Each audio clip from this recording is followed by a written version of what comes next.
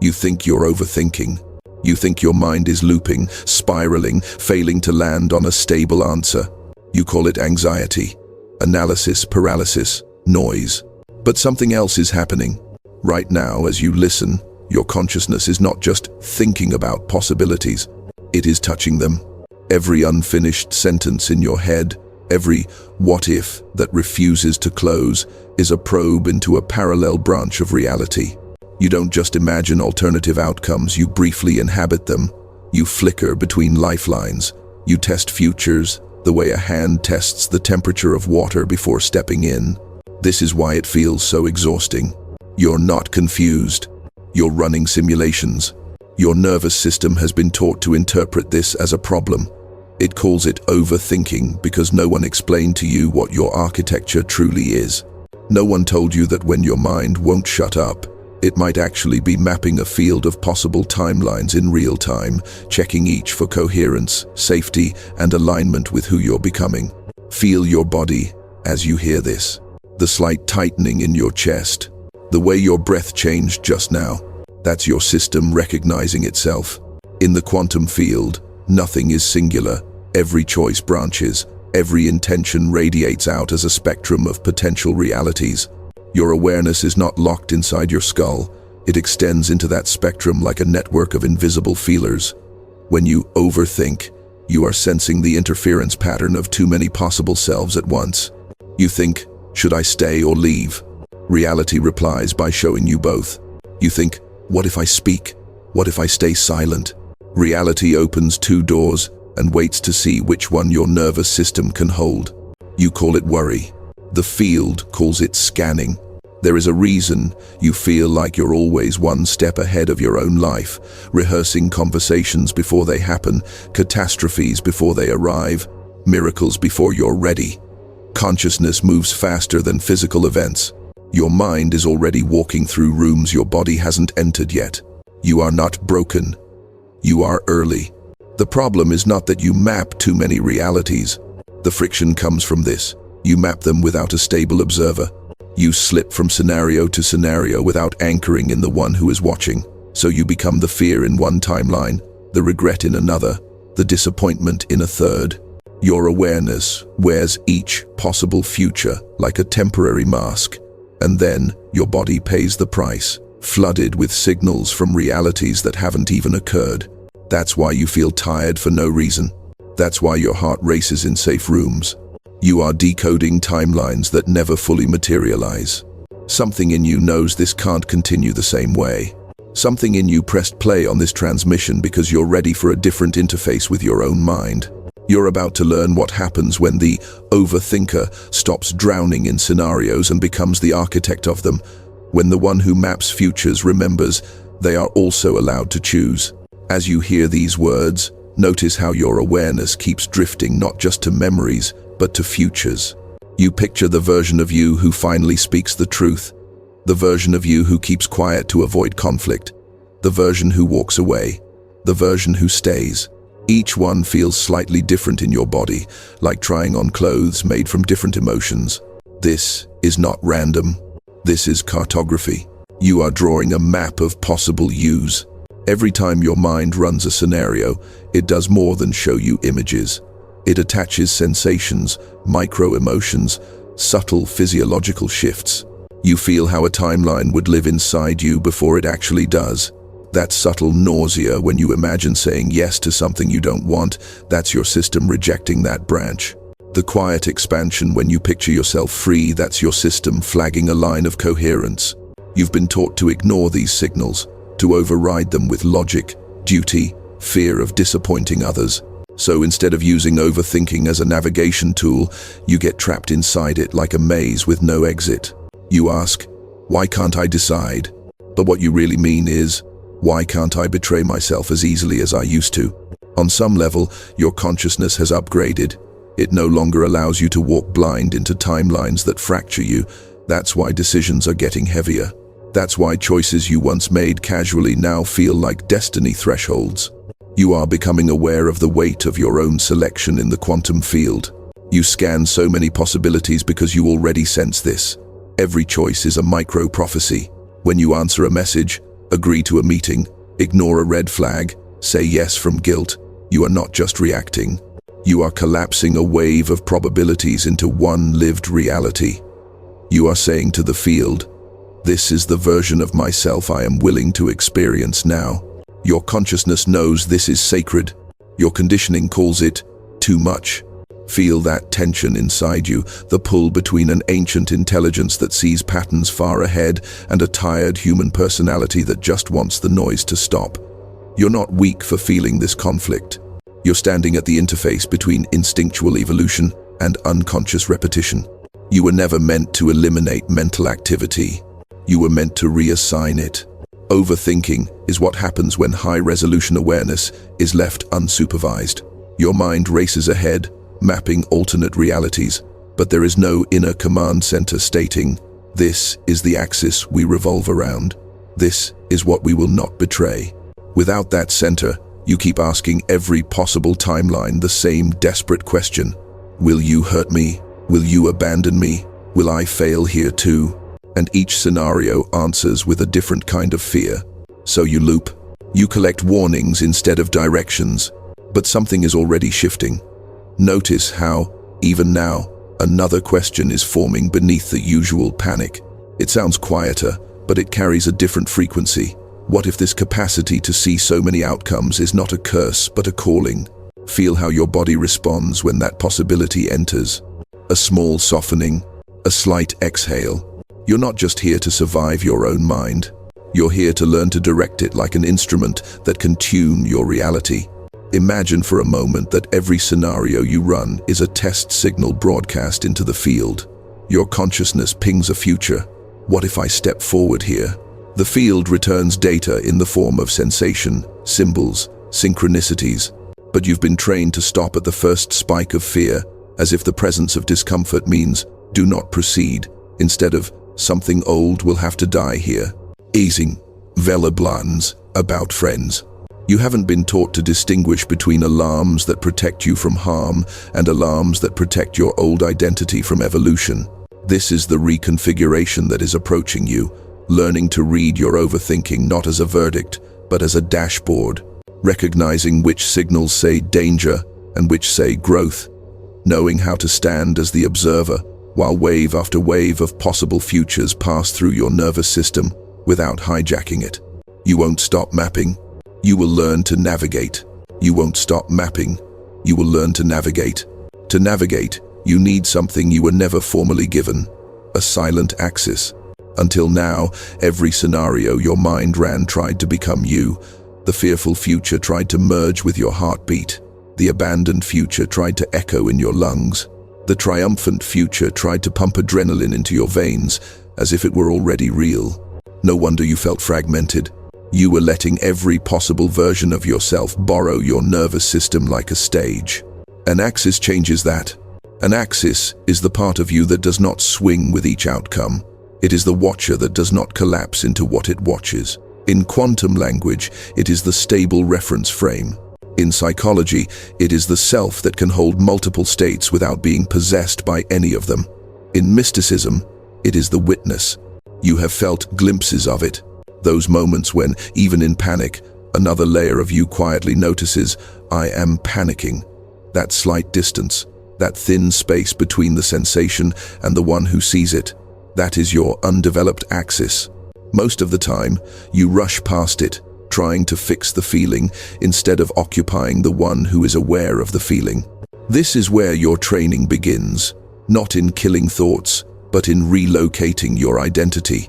Right now, as words move through you, drop your attention a few centimeters down, behind the center of your chest, not into emotion, but behind emotion. Imagine an unmoving point there, not warm, not cold, simply still. The more your mind churns, the more this point remains unchanged. See if you can feel that, the contrast between turbulence and something that refuses to join it. That is your axis. Your consciousness has been using your thoughts as a primary interface with reality. But thoughts are just one layer of the map. Beneath them sits a deeper instrument, your nervous system. When your axis is unclaimed, your nervous system believes every simulation is immediate reality. It releases cortisol for futures that never arrive, grief for goodbyes that never happen, shame for judgments no one actually spoke. You're not too sensitive. You are running high-voltage awareness through a system that was never given a grounding wire. The grounding wire is simple, but not easy. You keep returning to the observer. Every time your mind jumps to a scenario, failure, rejection, catastrophe, you train yourself to ask, who is noticing this? Not as an intellectual trick, but as a relocation. You move from the center of the thought to the vantage point that can see the thought. At first, this feels like nothing. Your body still floods, your chest still tightens, but slowly, something changes. Instead of being inside the burning building, you're standing outside, watching it from across the street. The fire still exists. You no longer mistake it for your identity. From the perspective of the quantum field, this is crucial. The reality that crystallizes is not just the one you think about most, it is the one you fuse with most. Overthinking has made you fuse with almost every worst-case scenario you can imagine. Your axis allows you to touch a future without becoming it. This is not detachment in the cold, numb sense. It is precise participation. Your consciousness probes multiple futures, but your axis decides which one you feed with sustained attention, breath, and behavior. You become like a scientist, observing multiple experiments running in parallel rather than a test subject thrown randomly between them. Notice how different that feels. You are not the lab rat. You are the one reading the data. The world never taught you this because a fragmented mind is easier to steer from the outside. Advertising, fear-based systems, inherited trauma, all of it relies on your inability to distinguish between inner simulation and outer truth. If your nervous system responds to every thought as if it were reality, you can be controlled by images alone. That era is ending for you. As your axis strengthens, your relationship with your own mind changes. You stop asking, how do I make these thoughts go away? And start asking, what are these thoughts trying to protect? Which version of me are they loyal to? Sometimes you'll find that your most persistent fears are just obsolete guardians, protecting a smaller life you have already outgrown. You feel anxious before a conversation because an older self once equated honesty with danger. You rehearse failure because a younger self believed that surprise pain hurts more than anticipated pain. Your overthinking is full of such ghosts, old protective algorithms running on hardware that has upgraded. Your axis does not attack these ghosts. It sees them, it thanks them, it recodes them. And slowly, a new possibility appears, that you could map parallel realities, not from panic, but from prophecy. That you could feel incoming timelines, the way a seasoned navigator feels currents in the ocean, sensing which direction carries life and which carries repetition. You are not here to silence your mind. You are here to enthrone the observer within it. You enthrone the observer, but one force still tries to pull you off the axis every time: fear. Fear is the oldest cartographer in your system. It mapped the first terrains you walked through as a child. Rooms where your truth was too loud, moments where your needs were too much, spaces where your sensitivity picked up signals no one else would acknowledge. In those environments, fear became your early warning radar, your only reliable intelligence. So, when your consciousness started mapping parallel realities, fear claimed the role of lead analyst. Every scenario you run, it highlights the worst possible outcome in neon. If you speak, you will be rejected. If you leave, you will be alone forever. If you try, you will fail publicly and be remembered only for your mistakes. Fear believes that if it can make you ache enough in advance, you will be spared the shock of real pain later. It is not cruel. It is archaic. From the perspective of the quantum field, fear is a valuable instrument. It tells you where your system anticipates loss of control, lack of safety, or identity, death. But when fear is allowed to interpret every signal alone, it turns the entire map into a minefield. It cannot see futures where you are more whole, only futures where you are more exposed. This is where your axis must step in as a new command center. Imagine the stream of scenarios running through your mind as data. Each thought is a file, each sensation is metadata. Fear wants to label every file with the same tag, danger.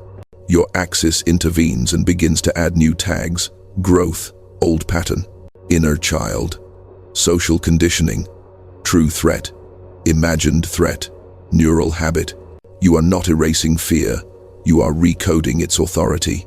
The next time your mind spirals, you will feel that familiar tightening in your gut, the electricity in your chest, the heat in your face. Instead of immediately believing the content of the thought, you will name the process. My system is simulating abandonment.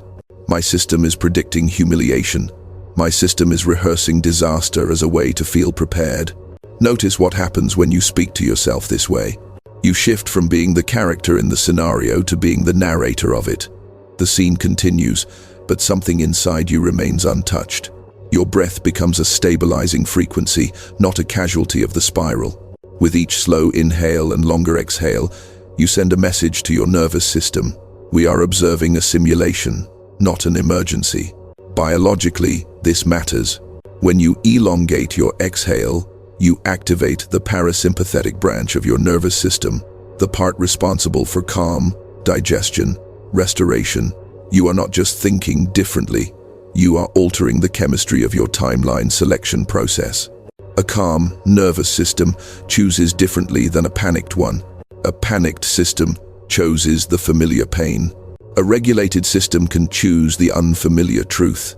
This is why so many of your decisions in the past led you back to the same kind of heartbreak, the same flavor of disappointment, the same architecture of self-betrayal. You were choosing under the rule of fear, and fear is biased toward what it already knows. Even if that known reality hurts, it feels safer than the unknown. Your consciousness knows more is possible. Your biology needs proof. So you begin small. You let your mind map parallel realities, as it always has, but you intervene at the moment of selection. You notice, here is the version of me who stays silent to avoid conflict. You feel the contraction. You notice, here is the version of me who speaks and risks being misunderstood. You feel the fear spike. Then you ask a new question. Which future leaves me more integrated, even if it scares me? Fear will shout its answer. Your axis will whisper another. Over time, you start to see a pattern. The timelines that scare your fear the most are often the ones that free your authentic self. The dread you feel before setting a boundary isn't proof that you're wrong. It's the nervous system protesting the death of a survival pattern. The shakiness in your voice when you tell the truth isn't failure. It's the sound of an old timeline losing its grip. From the vantage point of the field, this is a phase transition. You are moving from a fear-led mapping of reality to an axis-led mapping. You still scan for danger, but you also scan for wholeness. You still consider worst-case outcomes, but you no longer worship them as prophecy. You treat your mind like a multi-channel receiver, not a singular alarm. And something subtle yet immense begins to happen. The external world starts mirroring your internal shift. People who benefited from your lack of boundaries feel the change and react. Some pull away. Some push harder. Old dynamics crack. New ones appear. At first, this looks like chaos. It is not. It is your outer reality, reorganizing around a consciousness that no longer chooses timelines purely from fear. The overthinker who once felt cursed by too many possibilities is becoming something else. A strategist of parallel realities. You are becoming a strategist of parallel realities, but you still wonder about one critical moment. When does a possibility stop being just a simulation and become the life you have to live? On the surface, it looks like the decision is made when you say yes or no, stay or leave, speak or stay silent. Physical action seems like the point of no return, but your consciousness knows the lock happens earlier, quietly, almost invisibly. A timeline begins to crystallize the moment you emotionally agree with it. You can run 1,000 scenarios in your mind, but only some of them are fed with belief, sensation, and repetition. Those are the ones that grow density. Those are the ones the field starts arranging matter around. You're not just imagining, you're rehearsing. You're not just rehearsing, you're voting. You think you're just thinking about failure again, but each time you visualize yourself failing, you're not neutral. Your stomach tightens, your shoulders drop, your breath gets shallow. You feel the shame as if it were current, not hypothetical. That emotional charge is a signature. It's like attaching a red stamp to that particular future. This feels true to me. The field listens. The loom responds. It isn't moral. It doesn't punish or reward. It organizes coherence. It amplifies what has the strongest, most consistent signal. If you repeatedly inhabit a future emotionally, no matter how much you say you don't want it, that future starts to dominate your inner sky like a planet with stronger gravity. This is why your axis matters so much. Without it, your most rehearsed fear becomes your most likely lived script, not because it was written in the stars, but because it was written in your nervous system. Now imagine another pattern. You still see the fearful scenario. Your mind still offers it, out of habit. But instead of fusing with it, your axis acknowledges it and redirects. You feel the familiar contraction, name it, and then deliberately conjure the alternate line, the one where you tell the truth, move cities, start the project, walk away from what drains you. At first, this alternate line feels thin, unrealistic, almost embarrassing. Your body doesn't fully believe it yet. The images are soft, the emotions are weak. That's okay. You are not aiming for instant conviction. You are building resonance. You let yourself feel into that different future as specifically as you once felt into failure. Not as spiritual bypass, not as denial of risk, but as an experiment in coherence. You imagine your spine in that timeline, your mornings, your conversations, your bank account, your sleep. You notice what shifts in your body as you do. Maybe your chest lifts a little. Maybe your jaw unclenches by a degree. Maybe you feel a strange mix of terror and relief. That mix is important. It means you're touching an edge. Fear says, this is too much to hope for. Your axis says, this is the new baseline we are training into. From the standpoint of neuroscience, you're updating prediction models. Your brain, shaped by old environments, expects certain outcomes. Rejection, scarcity, disappointment. It filters reality through those expectations, noticing evidence that confirms them and ignoring evidence that doesn't. By repeatedly visiting a different future with awareness and breath, you start to offer your brain new reference points. You're telling your system, another pattern is statistically possible. From the standpoint of the quantum field, you are increasing the amplitude of a new probability wave. You are adding energy, attention, emotion, micro-actions to a line that was previously too faint to stabilize. The field does not differentiate between inner rehearsal and outer experience as sharply as you were taught. It responds to energetic investment. This is why small actions matter so much. You think big decisions alone shape destiny, but the loom is reading your micro-choices. When you send the message you're afraid to send, when you say no to the familiar drain, when you spend 5 minutes each morning inhabiting the body of your chosen future with breath instead of doom-scrolling your fears, you are not doing something nice. You are quietly locking a new line. The moment a timeline truly begins to hold is when your inner and outer movements stop contradicting each other. You can't keep rehearsing abandonment in your mind while trying to build intimacy in your reality. You can't keep emotionally living in shortage while asking the field for expansion. The loom isn't moved by words. It is moved by coherence between what you imagine, what you feel, and what you do. So your task is not to force certainty. Your task is to become internally consistent. You choose a line not with one dramatic affirmation, but with a pattern of repeated, aligned gestures, thoughts that don't betray your deeper knowing, actions that don't betray your body's signals, decisions that don't betray the axis you spent so long learning to feel. When that consistency reaches a certain threshold, something eerie and beautiful happens. Reality begins to reorganize around you faster. Synchronicities cluster. The random encounters aren't random. Opportunities that match your chosen line arrive, sometimes disguised as tests. Old timelines knock one last time, asking if you really meant it. You will be tempted to call this coincidence. It is not. It is feedback. You are seeing, maybe for the first time, how much power your ongoing emotional agreement carries. You're watching parallel realities move from abstraction to architecture. And beneath all of it, a deeper realization starts to form. You were never just thinking about your life. You have been in continuous negotiation with the loom of reality itself. By now, you're starting to sense it. You're not just thinking inside reality, you're thinking with it. The field is not a distant backdrop, it is a responsive medium. Every time you emotionally agree with a timeline, whether through fear, hope, or resignation, you're sending an instruction outward.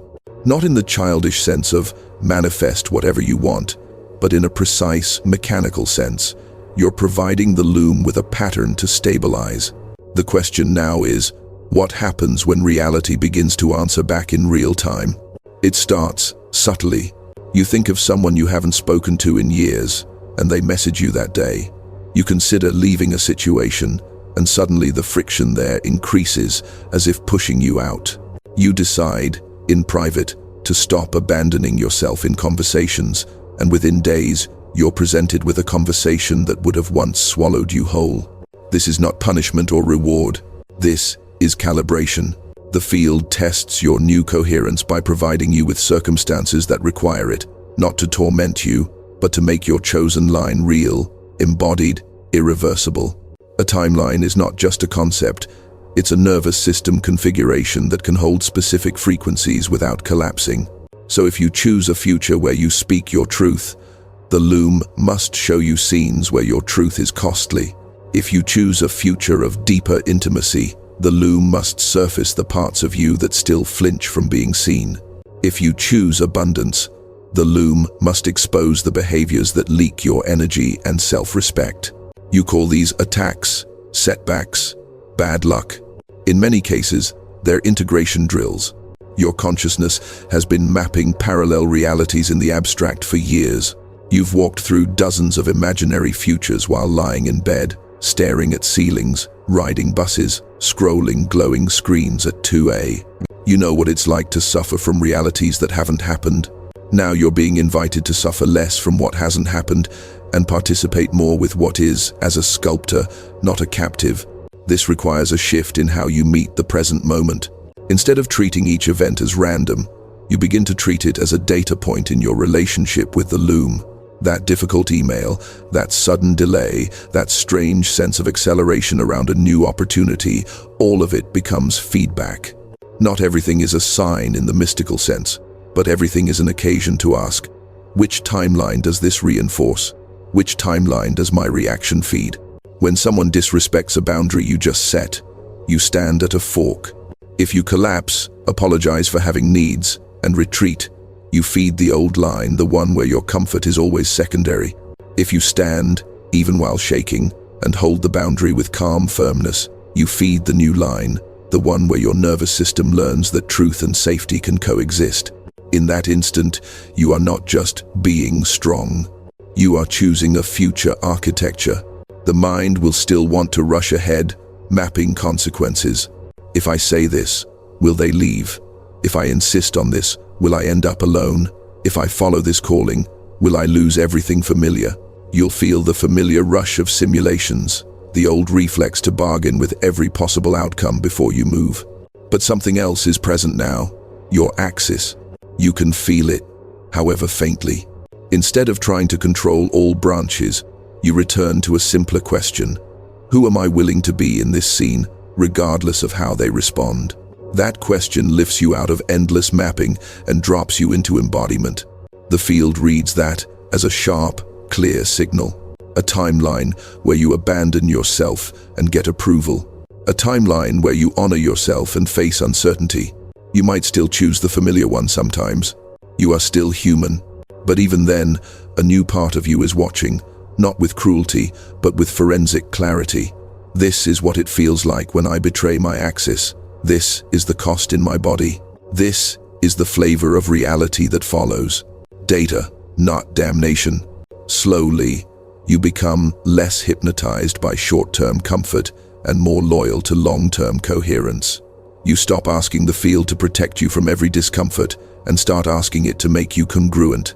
Your prayers, spoken or unspoken, change shape from keep me safe to keep me true. And reality responds. People drift who cannot meet this version of you. Opportunities that once fascinated you now feel strangely flat. Habits that numbed you lose their anesthetic power. At the same time, new threads appear. Conversations that feel like home in bodies you've never met. ideas that light up your whole spine, invitations that scare you in the exact way growth should. Your old self calls this instability. Your emerging self recognizes it as reconfiguration. This is real-time mapping, not just spectating possible futures from the safety of your thoughts, but standing inside the present as the junction point where parallel realities converge and diverge through your micro-choices. You are no longer stuck in overthinking. You are standing at the control panel of a living, responsive universe, learning moment by moment what happens when a human consciousness stops pretending it is powerless and starts acting like what it actually is. A node in the loom, capable of bending the line it walks by the way it meets every ordinary second. You stand at the control panel, but one truth can't be avoided. You don't steer reality with thoughts alone. Your body is not just a passenger. It is the tuning fork. For years, you tried to think your way into new timelines, while your nervous system stayed tuned to old frequencies. Hypervigilance, self-minimization, chronic bracing for impact. You whispered affirmations into a body still convinced that danger was the default. The result was static, conflicting signals broadcast into the field. The loom doesn't only read what you say you want. It reads what your whole system is calibrated to expect. So, if you want to walk a different line, you cannot leave your body behind. You must turn it into an instrument designed to hold the frequency of the reality you are choosing. This begins with something deceptively simple: noticing your baseline. Not the version of you in peak moments, but the you that exists when nothing special is happening. Washing dishes, checking messages, standing in line. Is your jaw clenched for no reason? Is your belly pulled in, as if you're trying to occupy less space?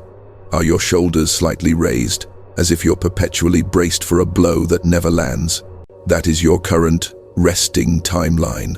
Your body holds the imprint of the realities you've survived, the arguments you learned to anticipate, the disappointments you rehearsed, the criticism you preemptively absorbed. It stays slightly forward in time, prepared for impact. This is why peace feels unnatural at first. When nothing is wrong, your system doesn't trust it. It searches for the next problem to map. To shift timelines, you must offer your body a new resting state. Not an artificial high, not manic positivity, just a nervous system that knows how to occupy the present without scanning every possible future for threats. This is where embodiment becomes a quantum act. Right now, as you listen, try this. Let your exhale become longer than your inhale. Don't force it. Just allow the breath out to stretch by a second or two more than the breath in.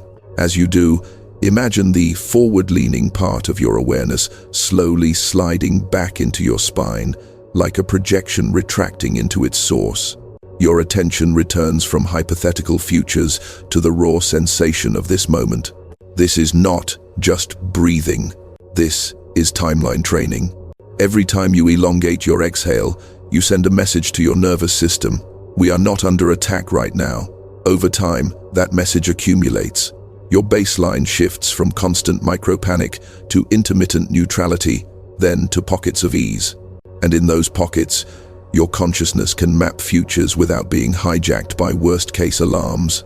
The body, once a hostage to every simulation, becomes a stable vessel. Next, notice how you hold your spine when you anticipate failure versus when you imagine belonging.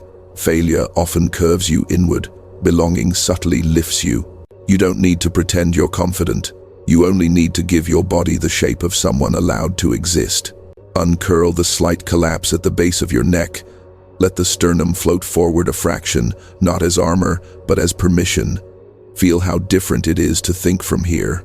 The same old fears may arise, but they're moving through a posture that belongs to another timeline, a timeline where you do not apologize for occupying space.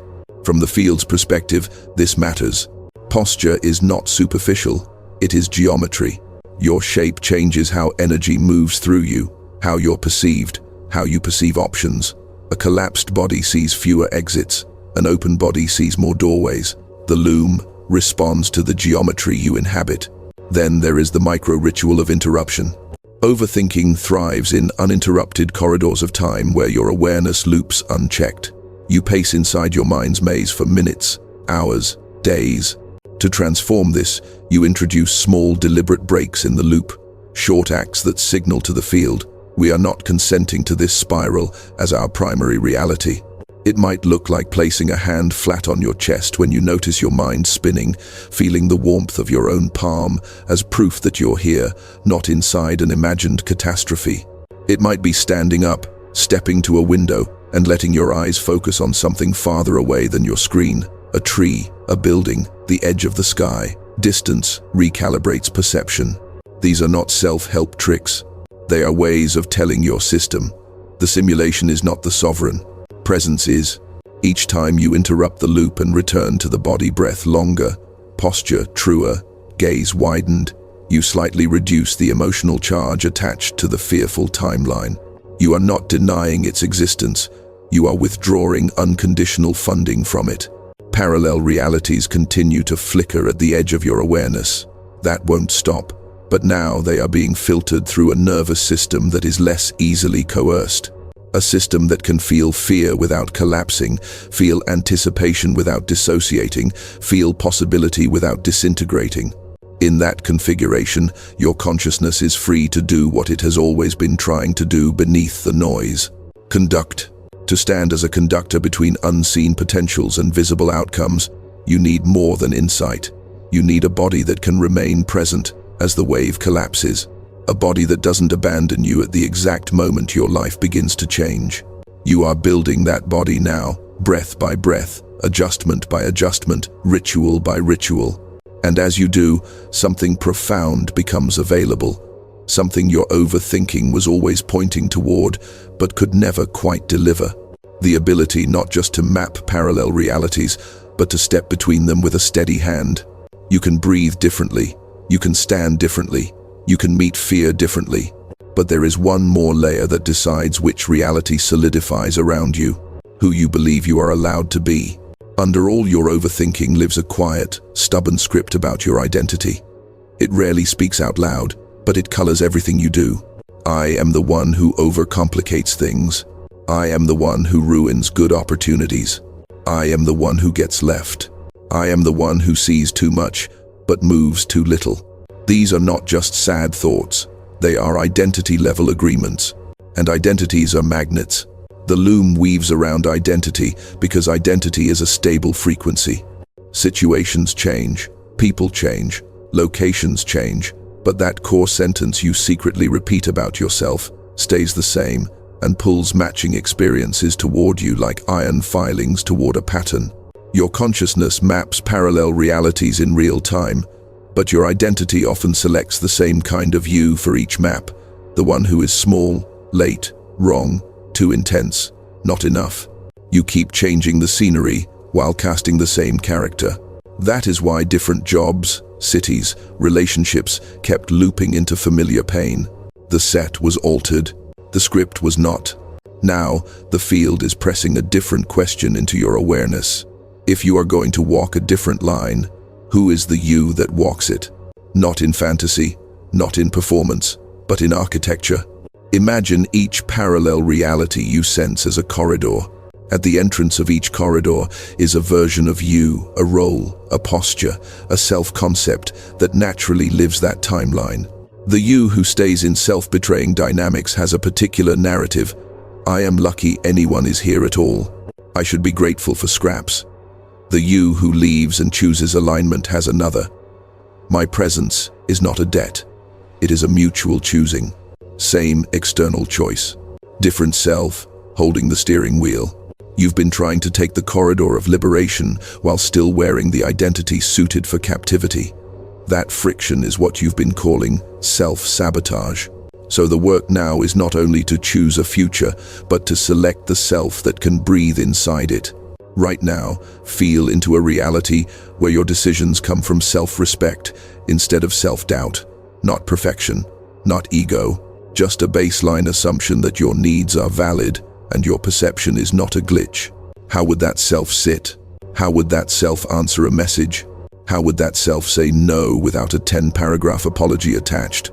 Let your imagination show you not just events, but micro-behaviors. The way you answer your phone, the way you schedule your day, the tone you use when you ask for something. These are identity signatures. They tell the loom which version of you you're rehearsing.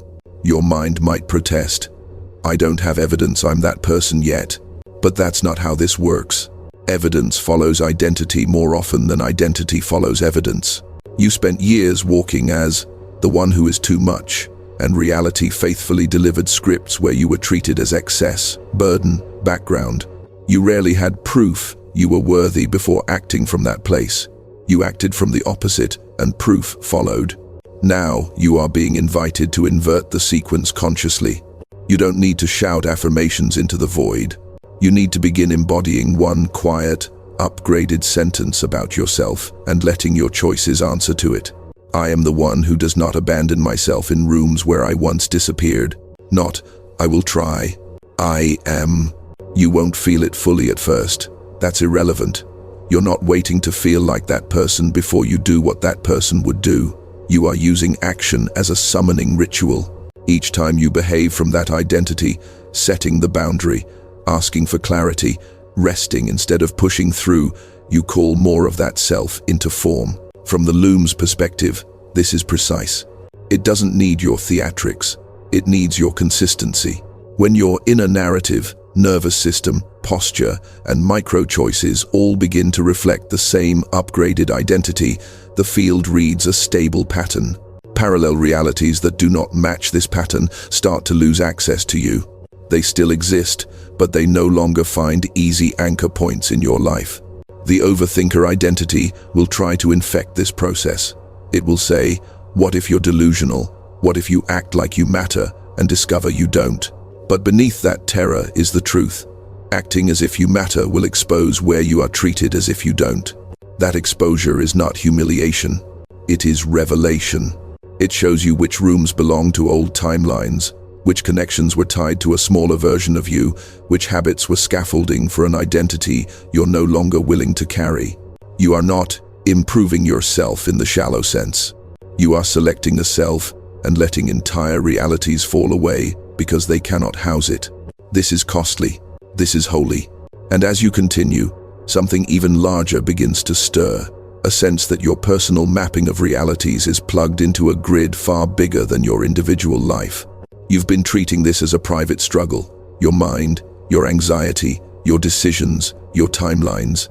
But you were never a closed system. Every time your consciousness maps parallel realities, it is not just for you.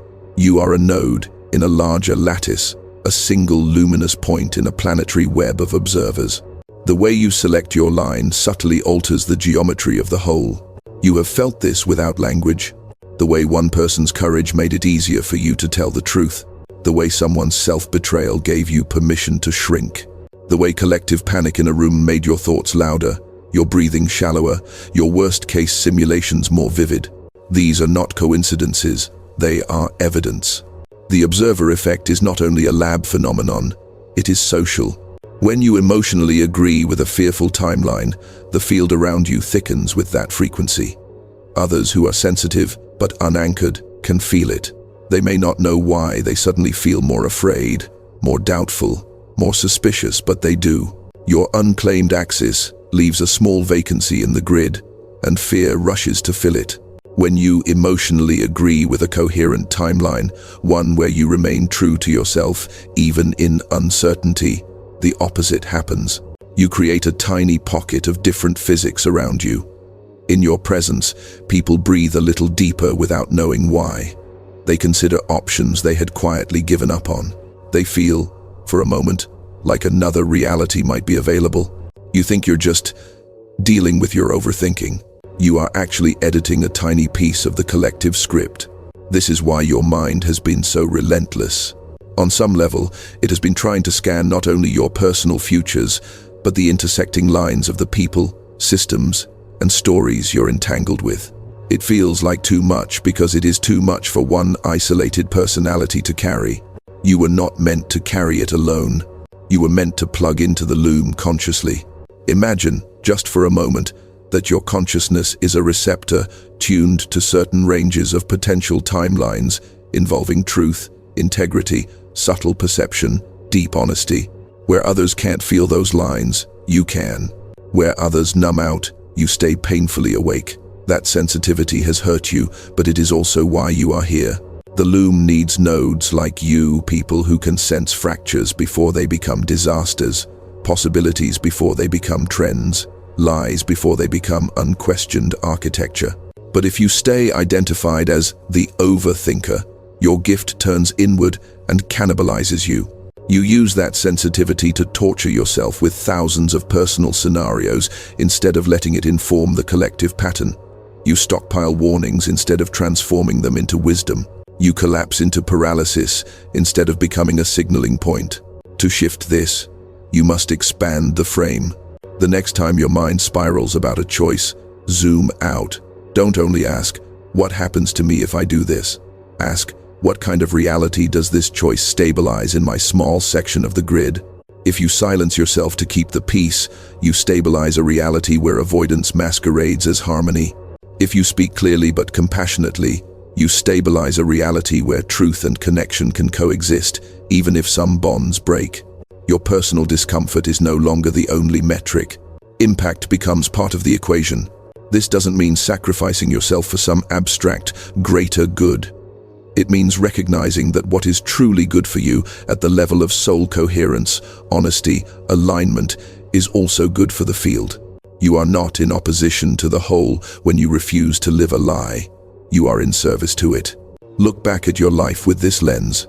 How many times did you feel a situation was wrong long before anyone named it? How many rooms did you want to leave but stayed in because everyone else seemed fine? How many dynamics rotted slowly while your body screamed silently? You weren't dramatic. You were early. You were picking up on timelines the collective hadn't yet acknowledged. Your overthinking was the surface symptom of unintegrated foresight. You could feel the fracture, but you doubted your right to act on it. Now imagine what happens when you stop doubting. You sense the fracture and you move. You feel the incoherence and you withdraw your agreement. You detect the emerging reality and you realign your behavior, even if no one around you understands yet. You are no longer waiting for consensus to validate your perception. From the loom's perspective, this is leadership.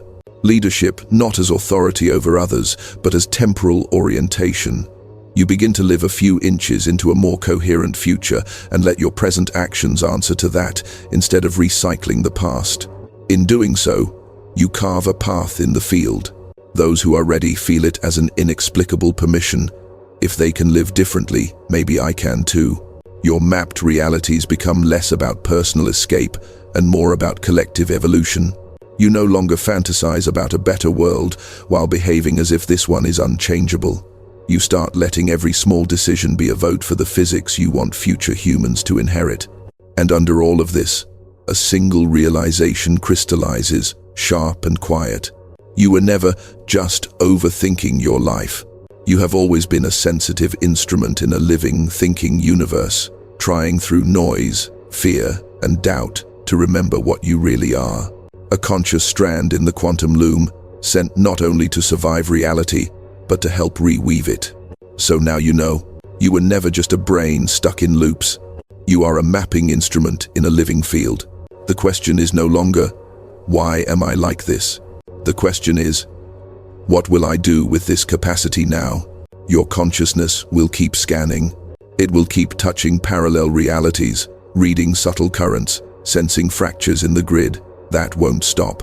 The simulations won't vanish. The what-ifs won't magically disappear. But something can be different from this moment forward. You no longer mistake the scan for the verdict. You no longer let the loudest fear decide the line. You no longer let the oldest identity do the choosing. Right here, in this ordinary moment, a quiet bifurcation opens. One line. You hear this transmission, feel a brief resonance, and then slide back into familiar contracts with fear. You continue to call yourself the overthinker. Continue to treat your sensitivity as a malfunction. Continue to use your mapping power against your own nervous system. The loom will not punish you. It will simply stabilize what you keep agreeing with. Another line.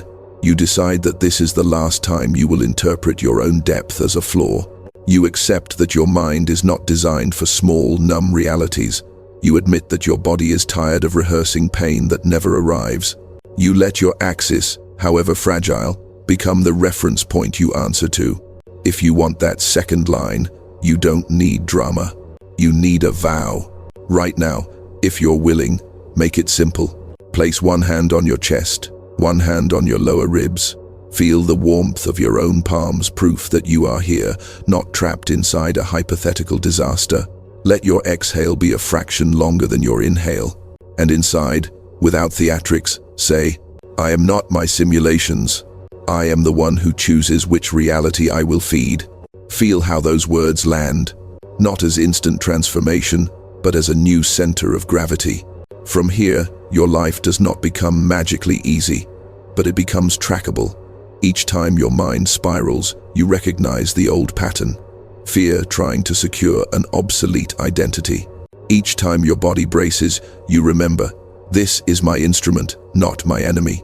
Each time you face a decision, you ask not, how do I avoid pain, but which line keeps me coherent?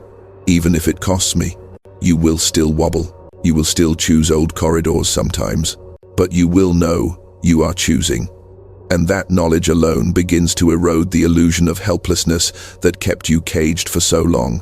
In this, you are not just saving yourself from years of unnecessary suffering. You are altering your tiny section of the human grid.